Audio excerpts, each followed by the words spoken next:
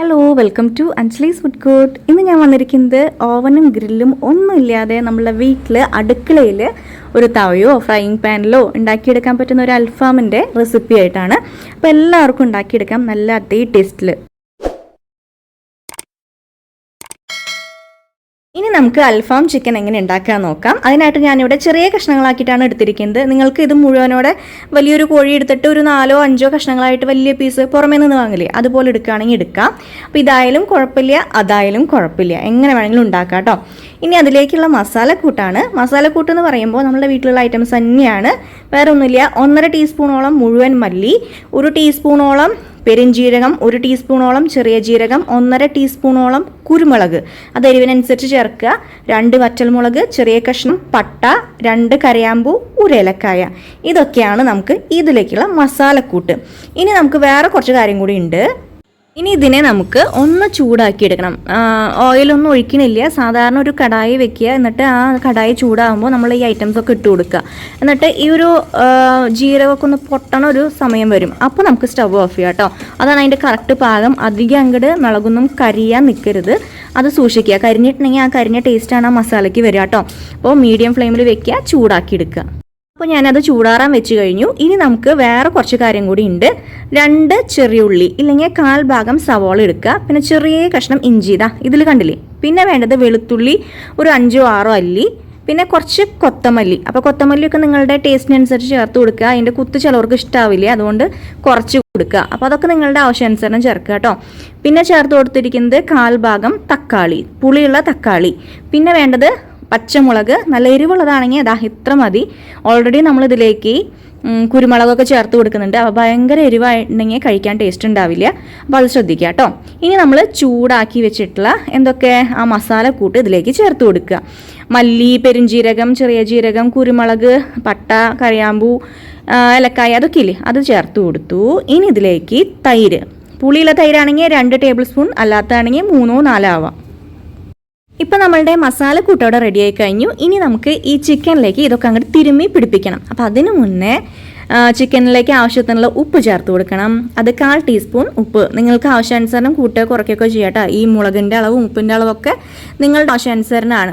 മസാലക്കൂട്ട് correct പാകത്തിനുള്ളതാണ് ഞാൻ പറഞ്ഞു തന്നിരിക്കുന്നത്, അതിൽ കുറയ്ക്കാൻ നിൽക്കണ്ട. ആ എരിവും പുളിയൊക്കെ ഒന്ന് കുറച്ച് കൊടുത്താൽ മതി നിങ്ങളുടെ ആവശ്യാനുസരണം.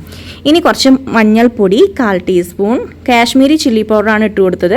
അതുണ്ടെങ്കിൽ അതൊരു ടീസ്പൂൺ ആയിക്കോട്ടെ. അതില്ല വെച്ചെങ്കിൽ നമ്മൾ സാധാരണ മുളക് പൊടി ഉണ്ടാവുമല്ലോ, അതൊരു 1/2 ടീസ്പൂൺ ഇട്ട് കൊടുക്കുക. പിന്നെ കുറച്ച് നാരങ്ങ പിഴിഞ്ഞ് ഒഴിച്ച് കൊടുക്കുക. നമ്മൾ പുളിയുള്ള തൈരാണ് എടുത്തിരിക്കുന്നതെങ്കിൽ ഈ നാരങ്ങ പിഴിഞ്ഞ് കൊടുക്കേണ്ട ആവശ്യമില്ല. എൻ്റെ തൈരിന് ഒട്ടും പുളി തോന്നിയില്ല, അപ്പോൾ ഞാൻ കുറച്ച് നാരങ്ങ ജ്യൂസ് ചേർത്ത് കൊടുത്തു, അത്രയേ ഉള്ളൂ. ഒരു 1/4 മുറി നാരങ്ങയാണ് എടുത്തത് കേട്ടോ.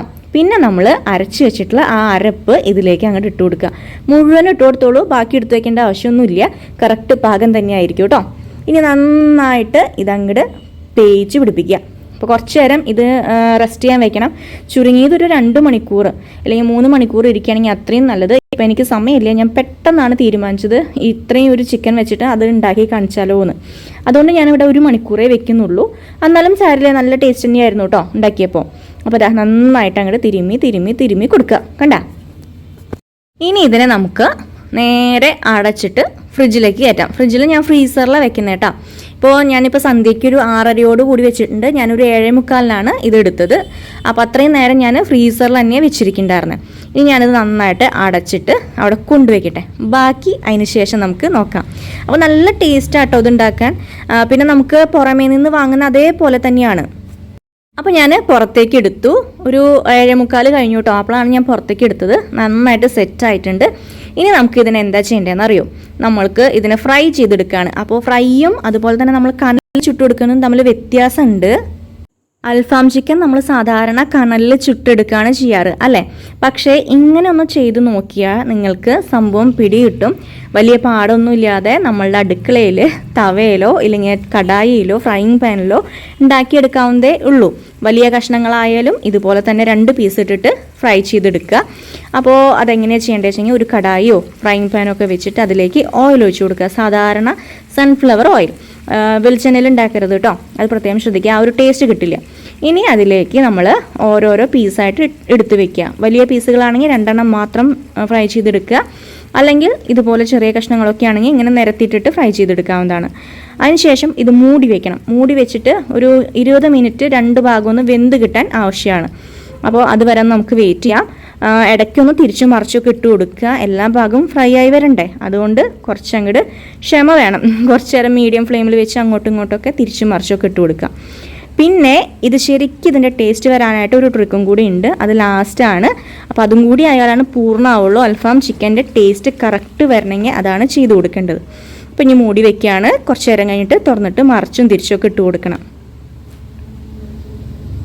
ഒരു 10 മിനിറ്റ് കഴിഞ്ഞു, ഞാൻ തുറക്കുകയാണ്. കണ്ടില്ലേ, നന്നായിട്ട് ഇന്ന് വെള്ളം ഇറങ്ങി വന്നിട്ടുണ്ട്. ഇതൊക്കെ ഒന്ന് വറ്റി കിട്ടും വേണം കേട്ടോ. ഇനി ഞങ്ങൾ തിരിച്ചും മറിച്ചൊക്കെ ഇടട്ടെ. 2 സൈഡും നന്നായി മൊരിഞ്ഞ് വരും. ഒരു കുറച്ച് നേരം കഴിയുമ്പോൾ ഒരു ബ്രൗൺ കളറായിട്ട് 2 സൈഡും കിട്ടിയിട്ടുണ്ടെങ്കിൽ പിന്നെ നമുക്ക് തുറന്ന് വെച്ചിട്ടാണ് ഡ്രൈ ആക്കി എടുക്കേണ്ടത്. അപ്പോൾ അതെന്താ കാരണം എന്ന് വെച്ചിട്ടുണ്ടെങ്കിൽ ആ ഒരു വീഡിയോ ആ ഒരു ഭാഗം മിസ്സായിപ്പോയി എൻ്റെ, അതുകൊണ്ടാണ് എടുത്തു പറയുന്നത്. നന്നായി മൊരിഞ്ഞ് കഴിഞ്ഞു എന്നുണ്ടെങ്കിൽ ഓയിൽ അല്പം കൂടുതലുണ്ടെങ്കിൽ അതൊന്നും മാറ്റി കൊടുക്കുക. പിന്നെ ഇത് ഡ്രൈ ഫ്രൈ പോലെയാണ് നമുക്ക് ആയി കിട്ടേണ്ടത്. അപ്പോൾ ശ്രദ്ധിക്കുക കേട്ടോ. അത് ഒരു സൈഡ് ആയി കഴിഞ്ഞ് തിരിച്ചു മറിച്ചു ഇട്ടിട്ട് ഒന്ന് അടച്ചു വെച്ചോളൂ കേട്ടോ. ഇനി ഇതാ ഒരു കുഞ്ഞു പരിപാടി, വേറൊന്നുമല്ല, ചെറിയ കഷ്ണം കരി, അതായത് ചാർക്കോളിൻ്റെ കഷ്ണമോ അല്ലെങ്കിൽ ചിരട്ടയോ കത്തിച്ചത് എടുക്കുക. എന്നിട്ടൊരു ചെറിയൊരു പാത്രത്തിലേക്ക് ഇട്ട് കൊടുക്കുക.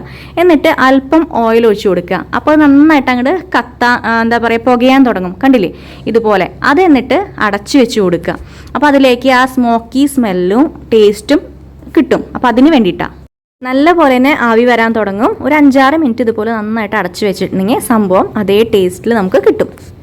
വളരെ പെട്ടെന്ന് ഓവനും ഗ്രില്ലും ഒന്നും ഇല്ലാതെ നമ്മളുടെ അടുക്കളയിൽ ഒരു ഫ്രൈയിങ് പാൻ ഉണ്ടെങ്കിൽ ഇത് ഉണ്ടാക്കിയെടുക്കാൻ പറ്റുമെന്ന് മനസ്സിലായില്ലേ? അപ്പോൾ എല്ലാവരും ട്രൈ ചെയ്ത് നോക്കുക. അപ്പോൾ ഇനി പുതിയ വീഡിയോ ആയിട്ട് വരാം. താങ്ക്